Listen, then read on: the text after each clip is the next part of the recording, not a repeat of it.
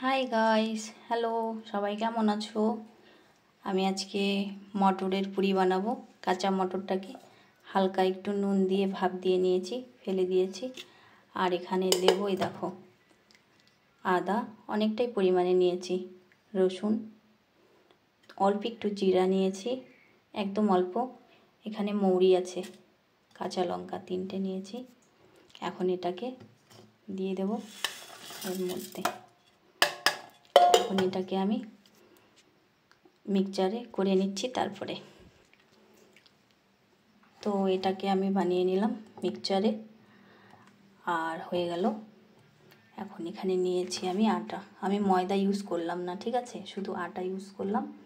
তো এখানে আমি নুন দিয়ে দিলাম, পরিমাণ মতো নুন দিয়ে দিলাম। আর এখানে তো বললাম আমি কি কি দিয়েছি, 3টে কাঁচা লঙ্কা দিয়েছি, রসুন দিয়েছি, আদা দিয়েছি, একটু জিরা, আর মৌরি দিয়েছি। মৌরি ইউজ করেছি আজকে, নতুন একটা ফার্স্ট মৌরি দিয়ে দেখলাম কেমন লাগে। এটাকে অনেকে গরম জলে সব কিছু লঙ্কা টঙ্কা আদা সব কিছু দিয়ে অনেকে সেদ্ধ করে নেয়, অনেকে প্রেশার কুকারে সিটি দিয়ে নেয়। তো আমি কিছু একটা করলাম না, আমি এভাবে বানাই। আটাটাকে আমি এখন মেখে নিচ্ছি। আমি আটার মধ্যে মানে মিক্সচারে যে করলাম সেটা সম্পূর্ণ মটর এখানে দিয়ে দিলাম, কাঁচা মটরটাকে, ঠিক আছে, হালকা ভাপ দিয়ে নিয়েছি। আর যদি ভাপ না নিতাম তাহলে এটা একদম গ্রিন থাকতো। তো অনেকে এটা আলাদাভাবে মনে করো শুকিয়ে আলাদা কড়াইয়ের মধ্যে ভেজে ভেজে সেদ্ধ করে করে বানায়, বানিয়ে পরে পুর বানিয়ে রাখে, সেটাকে ভরে তারপরে বানায়। ওটাতে অনেক সময় লাগে, শর্টকাটে জানোই। তো আমি এভাবে নিলাম। এখন আটাটাকে সুন্দর করে আমি মেখে নিই। তো আমি আটাটা মেখে রেখে দিয়েছিলাম, তেল দিয়ে দিয়েছিলাম, এই দেখো তেল। তো এখানে তেল মেখে আধা ঘন্টা আমি এটাকে রেস্ট দিয়েছি। এখন হবে ঠাস ঠাস, একটা নতুন ওয়ার্ড ইউজ করলাম, মানে জলদি জলদি এটাকে এখন পুরি বানাবো। আমি তেল বসিয়ে দিয়েছি, এক পোয়ার একটু বেশি বেশি হবে তেল দিয়ে দিয়েছি কড়াই। তেলটা প্রচণ্ড গরম হয়ে গেছে, প্রচণ্ড পরিমাণে বলতে নিয়েছিলাম তোমাদেরকেও কি কি বলি। এই তো আটা লিচি কেটে রেখেছিলাম, এই তো কিছুটা বেলে রেখেছি, চটপট বানিয়ে নিই, ঠিক আছে।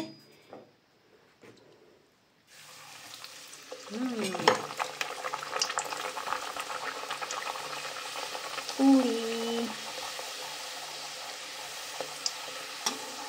কে কে খেতে ভালোবাসো জলদি জলদি চলে এসো।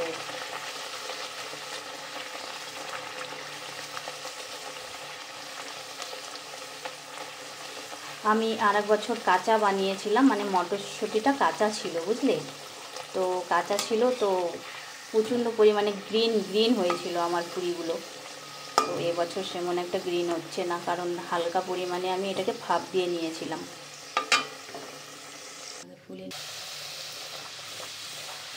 যখন আমি আটাটা মাখলাম, কি সুন্দর একটা সেন্ট বেরিয়েছিল জানো। ওর মধ্যে মটরশুঁটি মানে মৌরি, কাঁচা মৌরি দিয়েছিলাম, আর দিয়েছিলাম হচ্ছে তোমার জিরে, আর অন্য কোনো মশলা ইউজ করিনি আমি। কিন্তু এর মধ্যে ধনেপাতাও দিইনি, তোমরা দেখেছো, কারণ মটরশুঁটি ধনেপাতা দিয়ে যদি গন্ধটা চলে যায়, তোমার লাগবে বলো, ভালো লাগবে না। আচ্ছা, আমি কিছুক্ষণ আগে একটা কথা ইউজ করলাম যেটা তোমরা করো না, 1 পোয়া তেল বললাম, বুঝলে, 250 গ্রামের উপরে আছে তেল এখানে দিয়েছিলাম যেটা আমি। তো পুরিগুলো না গ্রিন হচ্ছে না, আমার ভালো লাগছে না, আমি আর একদিন বানিয়ে আমি পোস্ট করব, ঠিক আছে, এটাও আমি করব, কারণ যেহেতু বানিয়ে ফেললাম। টেস্ট তো একই রকম হবে, কিন্তু আর এক বছর যে বানিয়েছিলাম, তো সেটা হচ্ছে তোমার একদম গ্রিন গ্রিন হয়েছিল পুরিটা। তো আমি সেম ওরকম আর একদিন বানাবো, বানিয়ে আমি পোস্ট করব।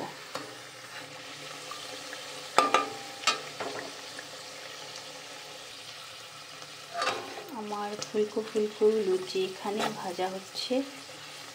তোমরা কে কে খাবে চটপট চলে আসো।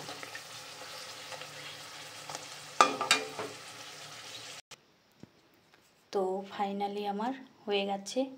এখানে আছে শুকনো বাঁধাকপির সবজি, আর এই দেখো পুরি বানিয়েছি, যে মটরশুঁটির পুরি কাঁচা, আর এখানে একটা সবজি আছে ঝোলঝোল সবজি, সব কিছু দিয়ে একটা ঝোলঝোল সবজি করেছিলাম। এই তো এখানে গাজর টাজর সব কিছু দিয়ে একটু ঝোল ঝোল সবজি করেছি, কারণ পুরিটাও শুকনো, এই সবজিটাও শুকনো হয়ে গেছে, তো এই সবজিটা একটু ঝোল ঝোল করেছি। তো কেমন লাগলো কমেন্টে অবশ্যই জানাবে সবাই। সবাইকে অনেক অনেক ভালোবাসা। Tata, bye bye.